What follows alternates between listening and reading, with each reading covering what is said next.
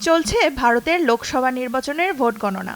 এখন পর্যন্ত এগিয়ে রয়েছে এনডিএ জোট, তবে খুব একটা পিছিয়ে নেই ইন্ডিয়া জোটও।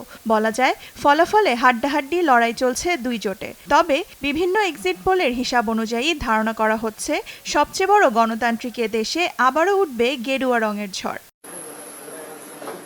একদিকে চলছে ফল ঘোষণা, অন্যদিকে লাড্ডু বানানোর হিড়িক। ফল প্রকাশের একদিন আগে থেকেই শুরু হয়েছে বিজয় উদযাপনের প্রস্তুতি। বিভিন্ন রাজ্যের মিষ্টির দোকানগুলোতে বিরাজ করছে উৎসব মুখর পরিবেশ। তৈরি হচ্ছে হাজার কেজি মিষ্টি। কে আসবে এবার ক্ষমতায়, এ চিন্তা বাদ দিয়েই যার যার দলের বিজয় উৎসব উদযাপনে মগ্ন সবাই। We celebrate by offering sweets, and by a way of these laddus, tomorrow Modi ji is going to win for the third time.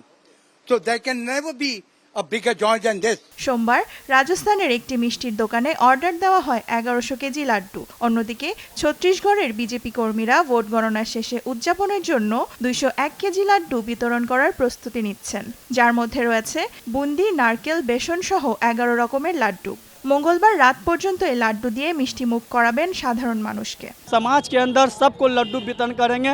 अबीर, गुलाल, फटाका और ढोलक बजाकर पूरे बिहार में जश्न का माहौल रहेगा। जश्न मनाकर उत्साह बढ़ाएंगे कार्यकर्ता लोग के। এদিকে ভোট গণনা শুরু হওয়ার সাথে সাথেই বিজেপির বিভিন্ন সদর দপ্তরে ভাজা হচ্ছে গরম গরম পুরি, বাদ পড়ছে না মিষ্টিও।